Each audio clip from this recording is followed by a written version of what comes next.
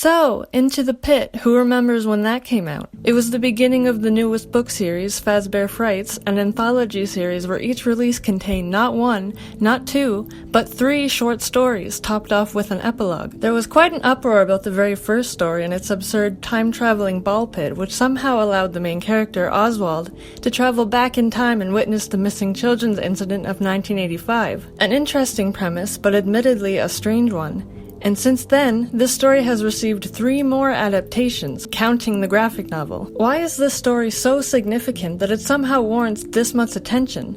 This many retellings, each one adding more detail. What is so special about this story? Is it the characters? Something about the MCI? Or is it the time travel? Once the story was adapted into a game, there was some noticeable emphasis on the so-called time travel, like being able to carry a rat from the past and set it loose in present time, or the yellow thing destroying a door at Freddy's and then returning to Jeff's and seeing that it is carried over. This sparked some discussion of how seriously we should actually be taking this ability to travel through time, although there was room for argument that it was either for gameplay purposes or just the devs kind of doing their own thing. This is due to the original interpretation of Into the Pit, but I'll get to that in a bit. But then, Return to the Pit happened.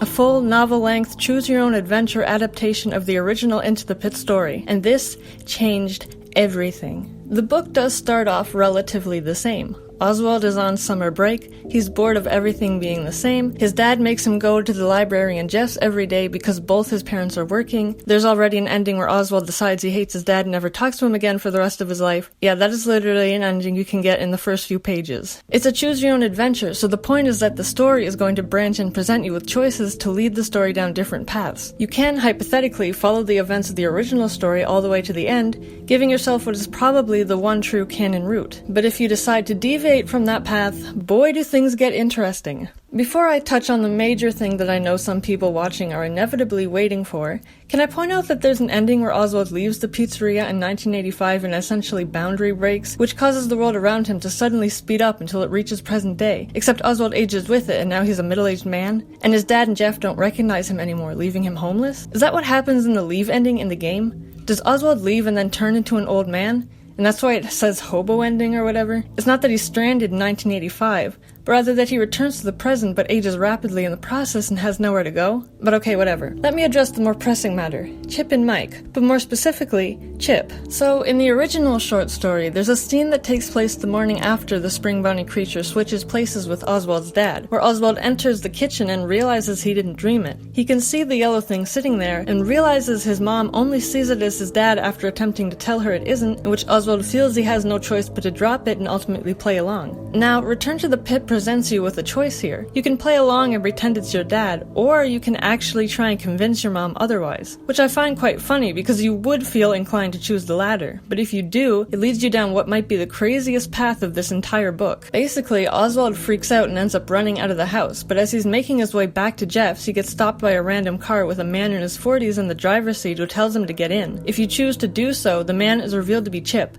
Yes, that Chip that Oswald befriended in 1985. And then he drops the bombshell that he remembers Oswald and can't believe he's found evidence of people having time traveled at Freddy's, because that's just a rumor that multiple people knew about apparently. And it gets even crazier. Chip is revealed to be part of an entire group of people who are aware of the yellow thing and his time jumping abilities and asks Oswald to join in on their efforts of putting a stop to it. And there's a lot that happens in this route which I don't feel like going over in its entirety because there's other relevant information I need to address, but let me say that if you see this through to the end, we have our first child death by gunshot in this franchise, and I'm not joking. This one's a wild ride. But okay, there is something major I need to talk about now.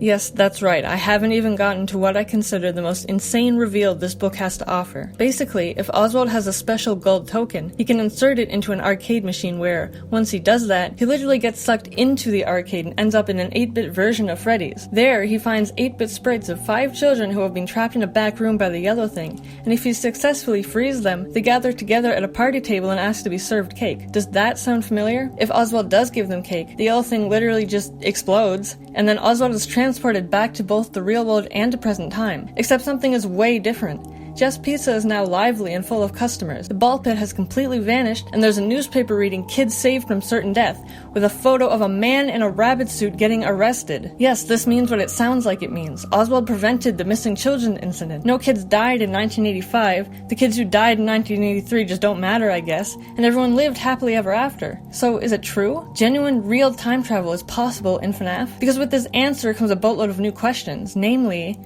what is that? That's not William Afton. I know he's evil, but last I checked he wasn't an actual demonic rabbit creature with a mouthful of stringy flesh and razor-sharp teeth. I'm pretty sure it was a man in a rabbit suit who murdered those children, not a creature from hell. Not only that, the book presents us with this very interesting quote. That strange, numb feeling you are feeling is now all kind of floaty. It's even more dreamlike, but also different. Like you aren't even you asleep dreaming.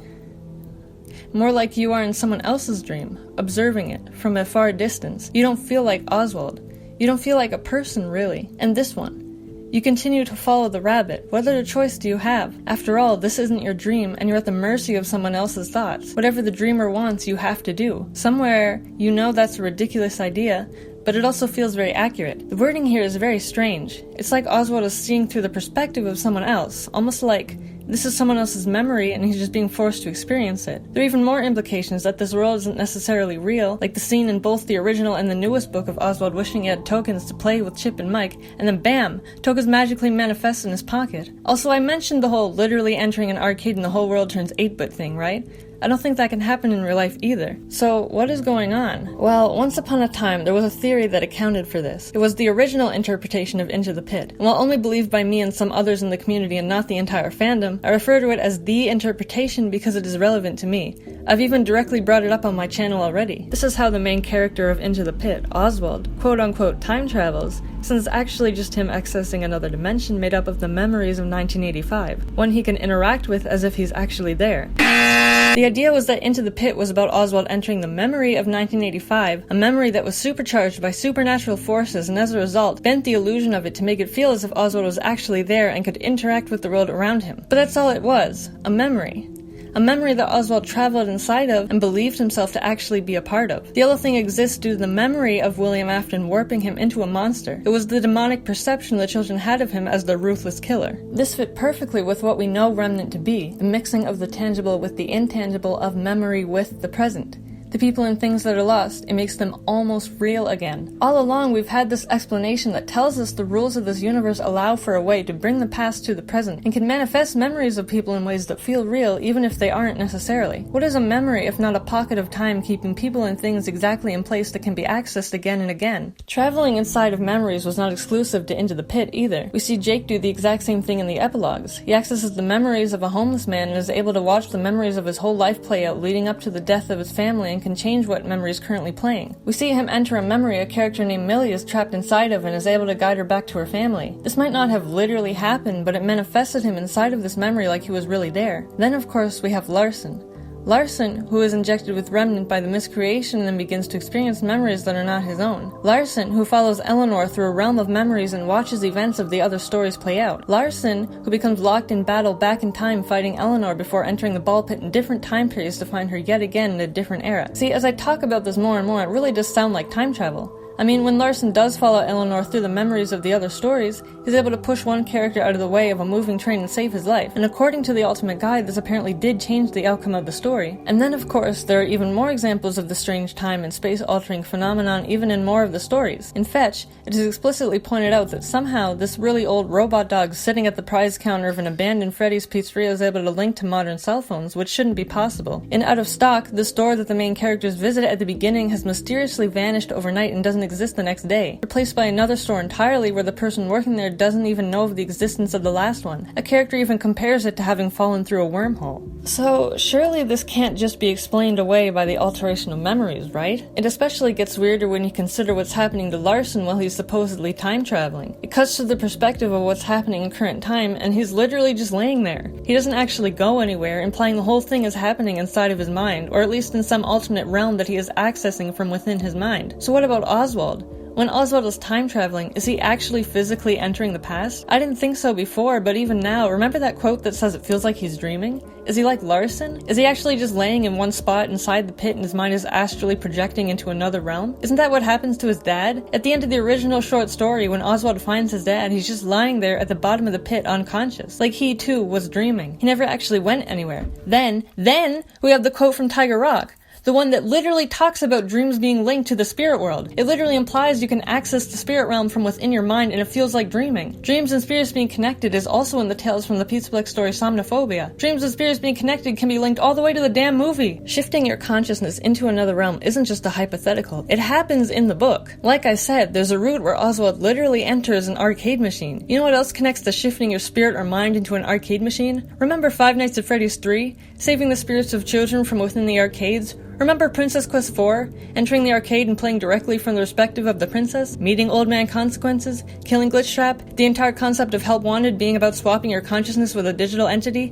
It's linked, I tell you, it's all linked! Beyond just dreams, spirits are explicitly connected to the digital realm. Why do you think there's so many stories about VR and AR? VIP, drowning, under construction? Hell, we can date this all the way back to In the Flesh. Yes, the quote-unquote Springtrap Mpreg story where the man specifically gets pregnant from a VR game. That is to say, I do believe when Oswald time travels, it still is the concept of him simply entering a memory inside of a realm that exists outside of reality. However, it's obvious that whatever he does there ends up impacting the real world regardless, so by definition it still counts as time travel, as actions performed in the past, whether literal or not, have an impact on the present. And maybe you're thinking, well, if we deem the books as non-canon, then we can just ignore all this. Oh, but guess what? Guess what? There's a little game I should tell you about called Five Nights at Freddy's Security Breach Rune, where we can see this exact concept in play. Rune introduces us to a very unique concept where you use the Vanny mask to access the AR world, where we are able to see memories of what the location and characters used to look like. And is this a memory we can interact with like we're really there? Does it have an effect on the present? Yes and yes. Remember when Cassie was like, wow, how did I just walk through that wall? That wasn't there a second ago. That's because certain objects weren't there in the past, allowing her to access another area in the past that is obscured by said object in the present. Yes, that's right. Cassie is time traveling. The yellow thing breaks a door and said door is gone in the present. This is the inverse of that. Cassie is walking through an area during a time where that door or object wasn't there, then returning to the present where it currently is. The Vanny mask is a portable ball pit. Okay, remember earlier when I said that Return to the Pit establishes there was a rumor that multiple kids had time traveled at Freddy's before? And remember the game where on one of the arcades you can find an Easter egg that says GGY is on the leaderboard? And are you thinking what I'm thinking? Is there a world in which Gregory is a time traveler? What about Andrew? The identity and fate of Andrew has always been a bit of an anomaly. What if he's a literal in-universe anomaly? Enter the Pit says there are half a dozen dead kids, which if you take literally means that there are 6, opposed to the previously established 5 missing children. Then you have the game, which actually reiterates that there are 6 bodies if you brighten the image and count. You also have one of the minigames with a secret extra party hat allowing you to collect 6 out of 5, once again showing that there's a secret 6th child. And then you have Return to the Pit, which specifies there to be 5 children. Why does the number keep changing? Is it a mistake? Is it intentional? Did Andrew time jump too? And if he did he never actually make it out, ultimately dying in the pit? Is he a glitch in the timeline because he didn't originally die in 1985, but died inside the memory of 1985? I'm not gonna lie, I'd even think that might be a cool concept, but I'm not sure whether I believe that or not. At this point, I'm doubtful we're ever actually getting any concrete answers on Andrew, or if he'll ever even appear again. Furthermore, if entering a memory means you can actually change it, and it impacts the present like we see in the happiest day ending of Return to the Pit, what about when Jake enters memories of the spirits inside the ball pit in the final epilogue and gives them their own happiest day, setting them all free? What, does that mean he's undoing all their deaths? Does this effectively erase Fazbear Frights in the timeline? What about the homeless guy? Jake overrode the memory of his family's death with a happy one instead. Is his family not dead now? What about the happiest day from FNAF 3? Would that erase the missing children incident too? Does this mean it's impossible for it to have happened yet and none of the spirits have moved on? Does this explain Tangle? For me, the answer to all of this is no, I don't think so. And that's not just me being biased against these ideas, but that there's a fundamental difference I have yet to point out. In FNAF 3, when you encounter the sprites of the missing children inside of the minigames, they are explicitly shown to be grayed out and crying. They are already dead. In Return to the Pit, Oswald finds the children before they're dead, and rescues them while they're still alive. So when it comes to accessing and changing memories, it seems to be all about the specific timing of it, I guess. I don't know. That's what I'm getting from this. So in some way, shape, or form, time travel is possible in FNAF. As a mechanic that adds to the world building and lore, does it matter that much? Do I hate it? I don't know, not really. FNAF has always had a heavy focus on memories, and being able to travel inside a memory versus travel through time is already just an evolution of the same concept, so what the hell, sure. What matters most to me, though, is not what it adds to the lore, but what it changes about the meaning of the series' narrative and morals. Does time travel impact FNAF's themes? Well, it kind of does undermine a theme FNAF has portrayed about letting go of the past and accepting you can't change it, or doing what you can to make up for it. Whoops, I guess you can prevent that tragedy after all. I can't explain it, but when I'm here, I feel closer to Garrett. My dreams are more vivid, and it's like I can almost... Change what happened? Hold on, wait. It's truly just this one ending of Oswald preventing the missing children incident that bothers me the most, but since this is only a hypothetical route, if an event like this never actually happens at any point, then yes, I am just going to disregard this ending. Not that I see it as outright not canon within the lore, but that it's non-canon within the story, and despite being a situation that could hypothetically occur under very specific circumstances, if it never actually has and never actually will, then I simply do not care. The reason I make this video is to prepare people for the very high and real possibility that this is not the last we've seen of time travel in FNAF, and I think and even expect that it's going to appear again. I don't like the idea that you can go back and change the past for the sake of erasing tragedies and such from the timeline, so if time travel is here to stay, I can only hope it's not for that purpose, and it's supposed to just be a fun gateway into new adventures where we can travel back to and open Freddy's in the 80s and create the elusive fourth paper pal, forever cementing our name in history. What do you think about time travel in FNAF? Do you hate the idea of it? Do you even agree with anything I said? Or do you think I'm wrong about all of this and I've completely lost my fucking mind? Feel free to leave your thoughts in the comments below. No one knows I'm queer. I try to forget and enjoy my beer. Never to believe I'd taste cum. I never thought that would be the outcome. Finding a place full of guys that are gay. No closet charade in this life that I made. But these guys, fat dicks.